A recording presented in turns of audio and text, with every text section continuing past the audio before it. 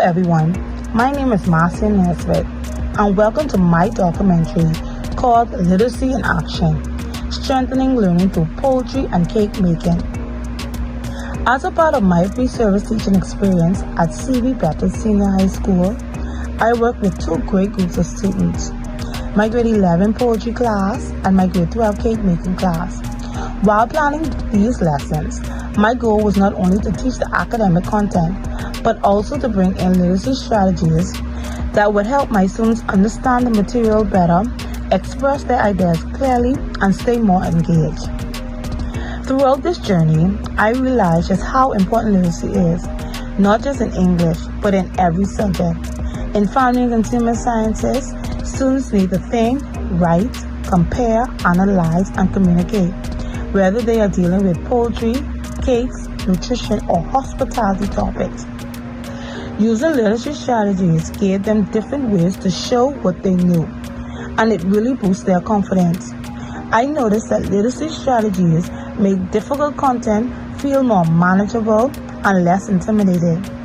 Students who would usually say, "Teacher, I don't know what to write," were now saying, "Oh, I see it now," or "Teacher, this makes sense." Before I take you into the lessons, let me share the objectives that guided each one. For my grade 11 poetry lesson, my objectives were for students to define poetry by giving 2 features, name 4 types of poetry, and label 5 parts of a chicken on a diagram. For my grade 12 making lesson, my objectives were that students would identify at least 4 cake faults from a video, explain the causes of at least 3 of those faults using proper baking terms, and work in groups to analyze a cake problem, including identifying the fault, the cause, and how to prevent it.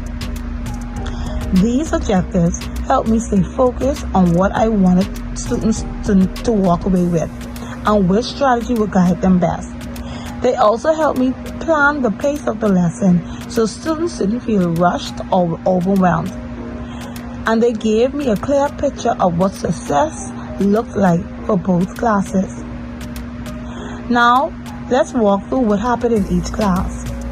I'll start with my grade 11 poetry lesson, and this is where the first literacy strategy came in: pen pal writing. Before we began, I explained to students that pen pal writing is simply writing short messages to someone. In this case, a friendly poetry expert named Dr. Swan.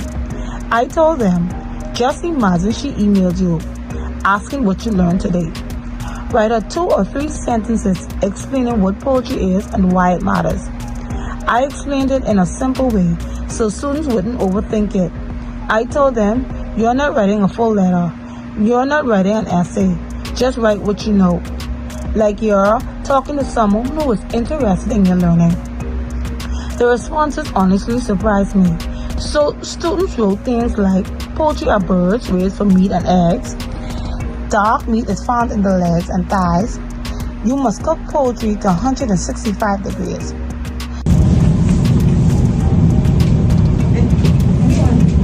What I learned about poetry last class was there are different types of poetry. They consist of chicken, duck, and turkey. And also white meat has less fat while red meat has more. And that myoglobin is protein that stores oxygen for muscles to use during periods of great activity. Okay. Next. There, Dr. Swan, I'm right to tell you what I've learned about poetry. There are many types of poetry like chicken, duck, and so on. In poetry, there are different parts. In poetry, there are different parts. A light meat side and a dark meat side. Dark pieces of meat is because of myoglobin. This is what I've learned. Very good. Thank you. And what stood out the most was how the quieter students suddenly had a voice. Students who rarely raise their hand or speak out loud wrote confidently and clearly. They were comfortable putting their ideas on paper. It was clear that this strategy lowered their anxiety because it gave them a private, safe space to show their understanding. In that moment, I realized that some students just need a different way to express what they know. Pen pal writing didn't feel like a test. It felt like a conversation, and that relaxed them enough to actually show what they knew. It was the perfect warm-up and review strategy. After the pen pal activity, I moved into the next strategy, the Venn diagram. I explained this simply. A Venn diagram helps us compare and contrast two things. One circle is for white meat, the other is for dark meat, and the middle is where we put what they share. I reminded them that the goal wasn't to write perfect sentence, just to organize information. Once they started filling it out, you could see the thinking happening. Students wrote, white meat comes from the breast and wings, lower in fat. Dark meat comes from the thigh and legs, more flavor. Both provide protein, both come from poultry. Some students even surprised themselves. One student said, "Teacher, I didn't know white and dark meat had so many differences." Another student said, "Now I understand why people say dark meat is juicier." What I loved about this activity was how visual it was. Students weren't just listening to me talk, they were organizing information themselves. They were sorting it, constructing it, and making sense of the content. Visual strategies like this are especially helpful for students who struggle to highlight main points on their own. Again, several students who normally stay quiet raised their hands and volunteered to explain diagrams. You could tell they felt proud, and the comparison really helped clear up confusion between white and dark meat, something that can be tricky for learners. So that was my grade 11 poetry lesson. Now let's move on to my grade 12 cake making class. For this class, the first strategy I used was the KWL chart, and this strategy truly set the tone for the entire lesson. Okay, I need 2 volunteers to show tell me what they know. Okay. I know the ingredients needed to make a cake and their purpose in the process. Someone else? The different methods to make a cake. Okay. I need 2 persons to tell me what they want to know. Do's and don'ts of making cake. Okay. Go ahead. I was the cake discovered. I was the ingredients of cake discovered. Okay. Anyone else? How the ingredients of the cake like contribute to the cake, like how it's doing, like yeah, Like the different types of cake. Okay, there's different kinds of ingredients. Okay. Okay, so at the end of the class, you will fill out the last part. I asked students what they already knew about cakes, and they gave answers like cakes need flour, sugar, and eggs. Baking powder helps cake rise. There are different mixing methods. Then we filled out what they wanted to know. This part amazed me because their questions were thoughtful and very real. Why do some cakes fall in the middle? Why do some cakes come out dry? Why do some cakes crack on top? Their curiosity created the direction for the lesson. They weren't just listening to me talk. They were waiting for their questions to be answered. It made the lesson feel more like a conversation rather than me lecturing. They were fully invested. Throughout the lesson, every time I touched on a fault, I tied it back to their question. When a student learned the cause of a cake sinking, they literally said, "So that's why my mommy cake does that." At the end of the lesson, when we filled in the L column, students were excited to see that they understood cake faults better than expected. The chart helped them track their learning from start to finish, and that made them feel accomplished. The final literacy strategy I used with my grade 12s was raft writing. This one was fun for all of us. I explained raft by saying, you're going to write like a professional baker. Your role is a pastry chef. Your audience is your cousin who needs help. Your format is a professional email. And your topic is explaining a cake fault, the cake cause, and how to fix it. I made sure to break each part down slowly and clearly because students get nervous when they hear writing. I told them, this is just you giving advice. You do that every day. The only difference is you're writing it in a kitchen context. Students took this seriously, but in a fun way. So, What strategy did you use? Ralph.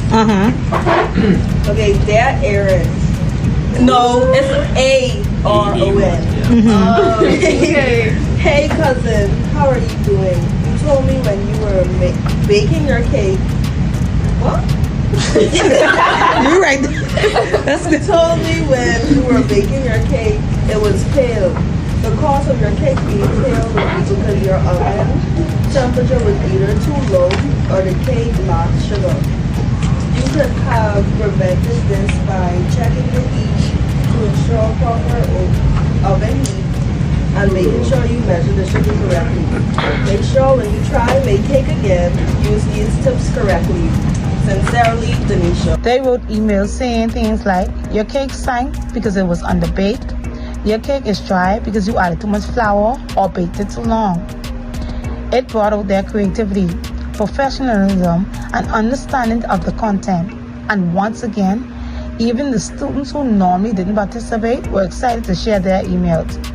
A few students even added little polite touches like, kind regards, Chef Johnson, which made the activity feel more authentic.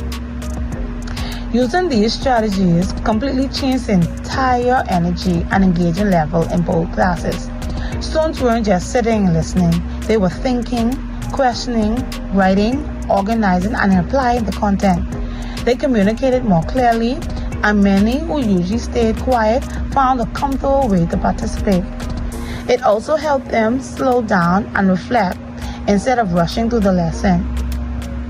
Now I want to share some of my reflections based on my experience. First, in terms of literacy skills, I noted that many students express themselves better verbally than in writing. But when given structure like Venn diagram, a KWL chart, or raft format, their writing improved immediately. They just needed guidance. These tools break down writing process into steps, and that helped them stay focused. Second, the literacy strategies were very relevant. They made the lesson smoother, clearer, and more engaging. The content made more sense to students because they had tools to break it down. If I taught the lessons again, I would add a small reflection journal at the end of each class so students could write what stood out most to them. Even 2 minutes of journaling would help them move from learning to understanding. Third, this experience had important implications for me as a future teacher. I now understood that literacy should be a part of every single lesson, whether I'm teaching poetry, cakes, nutrition, or anything else. These strategies help all learners, especially visual learners and shy students. Literacy strategies make lessons more inclusive and accessible. I also have a few recommendations for the principal. I recommend encouraging more literacy-focused activities across all departments. For teachers, I suggest using simple strategies that help students organize and express their thinking. For the Ministry of Education, more training on adolescent literacy would be very helpful, and schools would benefit from getting textbooks and materials on time. And for the School of Education, I appreciate the focus on literacy and would love to see even more examples of literacy in practical subjects like FCS. Finally, I want to reflect on recording myself. At first, it felt strange and uncomfortable, but it turned into one of the most useful parts of this assignment. Seeing myself on video showed me exactly how students responded, when they were engaged, when I needed to slow down, and what I could improve on. It pushed me to grow and helped me understand the kind of teacher I want to become. It also helped build my confidence. I could see my strengths and also the areas I needed to work on. In the end, using literacy strategies didn't just make the lesson better, it made the learning fun. My students enjoyed the activities and I enjoyed watching them grow.